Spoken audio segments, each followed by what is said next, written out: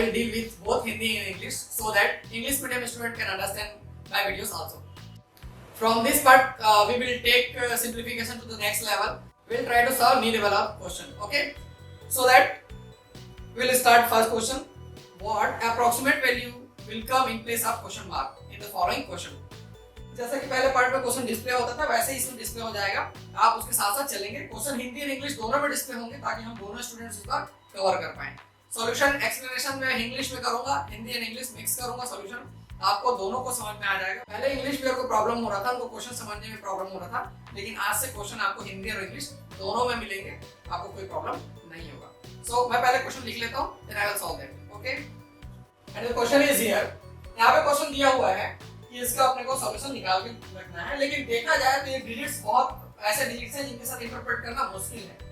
तो अपने को क्वेश्चन में एग्जैक्ट वैल्यू निकालने की भी नहीं दिया हुआ है. क्वेश्चन आप ध्यान से पढ़ेंगे तो आपको दिखाई दे रहा होगा वहां पे अप्रोक्सीमेट वैल्यू लगभग क्या इसका सॉल्यूशन आएगा ये पूछ रहे हैं.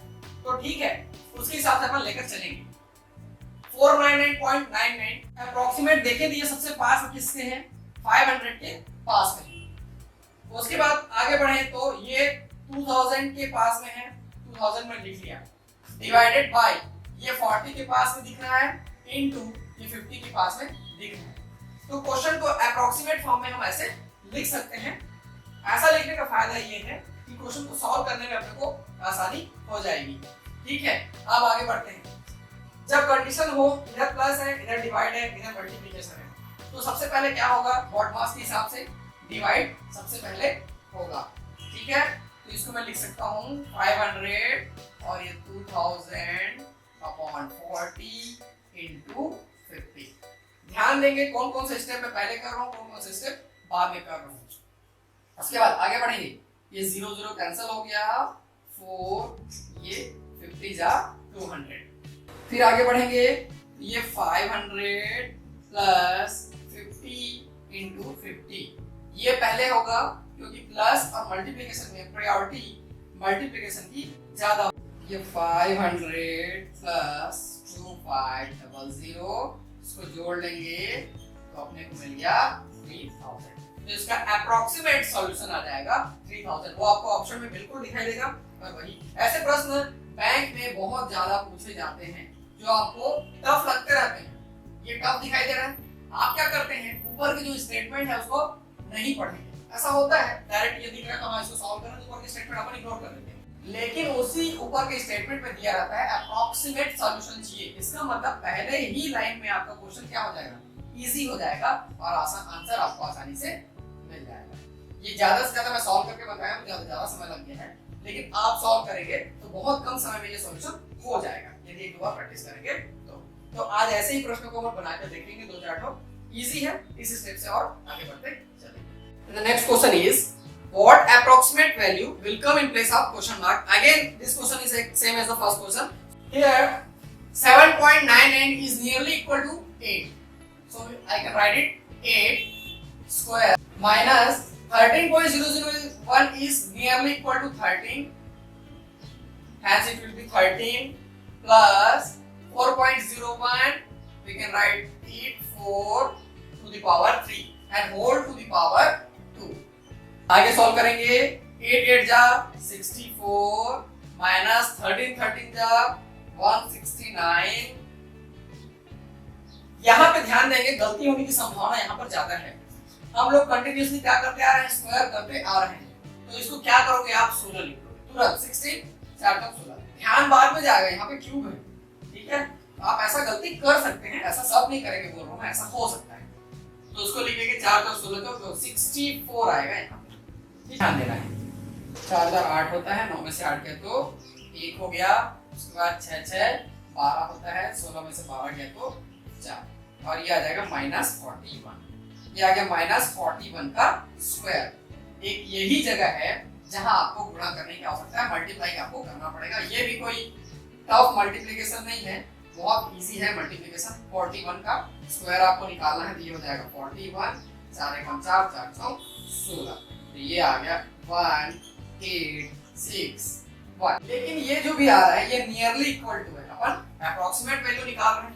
अभी आप ध्यान दोगे कि ऑप्शन में आपको ये नहीं दिखाई देगा. देख लो उधर ऑप्शन में आपको 1681 आपको दिखाई नहीं दे रहा है। तो ऐसी स्थिति में कैसे करना है, जो इसके सबसे पास का ऑप्शन होगा और ये पॉजिटिव में है वैल्यू, क्योंकि माइनस माइनस प्लस हो जाएगा, आपको ऑप्शन में -1680 एंड प्लस 1680 दिखाई दे रहा होगा, तो इसके हिसाब से आंसर हो जाएगा +1680। बहुत ऐसे ही बनाना है, कंफ्यूज नहीं होना, मेरा आंसर को नहीं आ रहा है तो इनमें से कोई नहीं, ये नियरली इक्वल टू की बात किया हुआ है, तो आपको अपने आंसर में कॉन्फिडेंट होना है, आंसर निकालना है।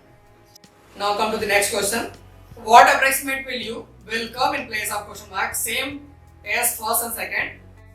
60 is nearly about to 600 and 49 is nearly about 50 and 400 upon 80। Directly इसको अपन मल्टीप्लिकेशन में चेंज कर लेते हैं, चेंज करेंगे तो नीचे का ऊपर चला जाएगा 210 अपॉन 30, इसको नियरली अबाउट भी कर लिया, ठीक है। नेक्स्ट 0 कैंसिल हो गया, 0 कैंसिल हो गया, 0 यहाँ भी कैंसिल हो गया, और देखते हैं क्या कैंसिल हो रहा है। 12 5 60 and 8 5 40 and 3 7 21। 12 into 5 into 7, ठीक है। सो कैलकुलेट कर लेंगे, 12 5 60, 12 5 60, 6 7 42, 6 7 42 and 4 2 0 will be answer। ये हो जाएगा, ठीक है। इसको ऐसे बनाना है, ट्राई करना है, कोई कठिन नहीं है। मेन तो यही स्टेप है, आप एग्जाम में भूल जाओगे, करें कि नहीं करें, कि सही आंसर आएगा कि नहीं आएगा, और कई लोग डायरेक्टली करना स्टार्ट कर देते हैं, तो ऐसा नहीं करना है, आपको राइट आंसर मिल जाएगा। Fourth question is also same as first second and third question, मैं ऑलरेडी बोर्ड पे लिख लिया हूं पहले से, देखते हैं इसको सॉल्व करके। अप्रोक्सीमेट सॉल्यूशन लेना है, मतलब इसमें पहले से अप्रोक्सीमेट वैल्यू लेना है। ये आ जाएगा अपना 441, उसके करीब में है, ये 441 के करीब में है, तो 441 लेंगे। ये आ जाएगा 233 प्लस 1650 इक्वल टू, ये क्वेश्चन मार्क है, क्वेश्चन मार्क रखेंगे 1226, 1226 के करीब में है वो, क्वेश्चन मार्क को एक साइड रखेंगे, बाकी ट्रांसफर कर लेंगे। ये 441 minus 233 plus 650 minus 1226 question mark, यही अपना आंसर हो जाएगा, ठीक है। कैलकुलेट करके देखते हैं इसको क्या आता है। पॉजिटिव मैं जोड़ लेता हूँ, क्या आ रहा है देखते हैं। ये आ गया 190 और एक कैरी गया 2091, ठीक है, 2091। नेगेटिव मैं फिर से जोड़ लेता हूँ, ये हो गया 9 5 4 1, ठीक है। अब इसको सब्ट्रैक्ट कर लेंगे, क्या आता है देखते हैं, इजी सब्ट्रैक्ट कर लेंगे। यदि आप अगल बगल ऐसा लिख के नहीं कर सकते हैं तो बिल्कुल नीचे एक दूसरे के नीचे लिख के करिए, लेकिन सही करिए, ठीक है। 11 2 9 गया तो 2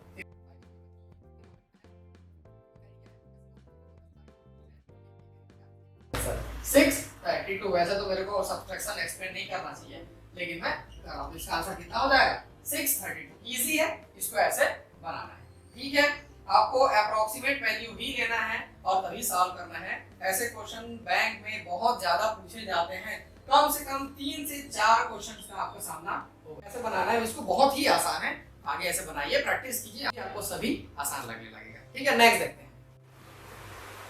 देखते हैं, सेम वही क्वेश्चन है, what approximate value will come in place of question mark. तो देखते हैं, क्वेश्चन मैं पहले से लिख लिया हूं, इसको एक्सप्लेनेशन देखते हैं इसका।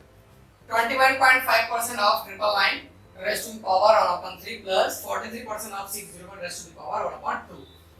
तो ऐसे इसको सॉल्व करेंगे। सबसे पहले 21.5 अपॉन 100 इसलिए परसेंटेज है, इसलिए ऑफ 999 बोला हुआ है, ऑफ 999 इसकी जगह मैं क्या कर लेता हूँ 1000 इसको लिख लेता हूँ, to the power 1 upon 3 plus 43/100, 43% इसमें 43/100 into 600 of 600, 601 है, 600 लिख लिया, to the power 1 upon 2, ठीक है।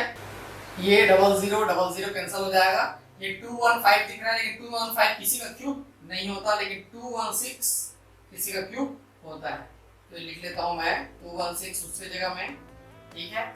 उसके बाद ये 0000 कैंसिल हो गया, 6 या 18 का 8, हासिल आएगा 25, 258 दिख रहा है, लेकिन 258 भी किसी का स्क्वायर नहीं है, लेकिन उसके पास में एक स्क्वायर है 256, ठीक है। 256 स्क्वायर है तो ये लिख लिया 256 का square, 256 raise to the power 1/2, ठीक है। आगे सॉल्व करेंगे। 216 1/3 है, इसका मतलब इसका क्यूब रूट लेना है, 1/2 है, इसका मतलब स्क्वायर रूट लेना है। तो ये किसका क्यूब होता है? 6 × 6 × 6, तो इसकी जगह मैं लिखूंगा 6, ठीक है। ये किसका स्क्वायर होता है? 16, तो इसकी जगह मैं लिखूंगा 16, तो 16 एंड 6 22, ठीक है। इसको नियर अबाउट 22 लेंगे, इसका जो भी आंसर आएगा 20, ऐसा इसको बनाना है, आसान है। यहाँ आप रुकेंगे ये वाले स्टेप में, आप पहली बार यदि क्वेश्चन बनाएंगे तो रुक जाएंगे कि आगे क्या करें करके, लेकिन एक बार बना लिए रहेंगे, एक ऐसा क्वेश्चन आपके सामने जो एक बार गुजरा रहेगा तो आपको याद रहेगा कि नहीं उसे नियर अबाउट किसी स्क्वायर या क्यूब में फिट करना है, फिर आपको आंसर मिल जाएगा, ठीक है। तो इसको ऐसे बनाकर देखना है। नेक्स्ट देखते हैं, what approximate value should come in place of question mark, ठीक है। मैं क्वेश्चन लिखता हूँ फिर उसको एक्सप्लेन करेंगे। तो देखेंगे यहाँ पर 9.99 को अपन 10 लिख सकते हैं, 10 के बहुत पास में ये 10⁻³ डिवाइडेड बाय, ये 5 से ज्यादा नहीं है एकदम, तो 5 लिख सकते हैं इसको, 5⁻³ प्लस यहाँ पर देखेंगे ये 3 से थोड़ा सा कम है तो 3 लिख सकते हैं, ये 3 से थोड़ा सा ज्यादा है तो इसको भी 3 लिख सकते हैं, 3 and 3, ठीक है। देखते हैं आगे। इसके बाद देखेंगे 10³ होता है 1000, 10³ 1000, 5 का क्यूब 5, 5 5 से 25, 5 से 25, तो 125 प्लस 3 × 3, ये पहले होगा फिर ये होगा, तो इसका ऑपरेशन देख लेंगे। ये कितने बार में कैंसिल हो जाएगा? ये 8 टाइम में कैंसिल होगा, 8 प्लस 3 3 9, 8 2 16, 17, 17, इसका क्या हो जाएगा आंसर। नेक्स्ट दिया हुआ है, it is given that √15 is equal to 3.88, the best approximation to √5/3 is, मतलब √5/3 का वैल्यू आपको निकालना है जब √15 is equal to 3.88 दिया। √5/3 का वैल्यू मुझे चाहिए, ठीक है। √5/3 अपने को निकालना है, इसको लेके चलते हैं। मैं यदि इसके ऊपर और नीचे 3 का मल्टीप्लाई करूंगा तो इसके वैल्यू में कोई चेंजेस नहीं होंगे। क्यों आगे कर रहा हूँ, आगे आपको समझ में आ जाएगा। ये हो जाएगा 15/9, ये रूट ऑलरेडी है ही, यहाँ पे फिर ये 15 और नीचे 9 का रूट कितना होता है 3, तो यह तो निकल गया, √15/3 आ गया। अभी √15 क्यों किया मैं, क्योंकि √15 का वैल्यू यहाँ पे दिया हुआ है, तो मैं इसको ले लूंगा 3.88/3, 3 एकम 3, 3 दूनी 6 और 3 निया 27, 1.29 इसका अप्रॉक्सीमेट आंसर आ जाएगा। यही पूछा हुआ है, वो अप्रॉक्सीमेट आंसर पूछा हुआ है, तो 1.29। इसको ऐसे बनाना इजी है, ऐसे इसको बनाकर देखिए। इस सीरीज में ऐसे ही और अलग अलग क्वेश्चन हम लोग करके देखेंगे, दोनों सब हिंदी इंग्लिश दोनों में चलेगा।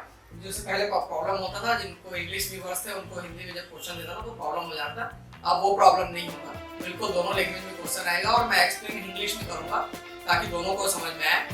इंग्लिश में इसमें टर्म्स इंग्लिश में बोलूंगा और जो बाकी के समझने लायक चीजें को हिंदी में बोलूंगा, तो दोनों को समझ में आ जाएगा, दोनों आसानी से समझ जाएंगे, ठीक है। तो ऐसे ही बढ़ाएंगे, इस सीरीज में कुछ 4-5 पार्ट रखेंगे, बहुत अच्छे प्रश्न मैं ढूंढ के निकाल रहा हूँ, उनको मैं आपको समझाऊंगा, ठीक है। Thank you.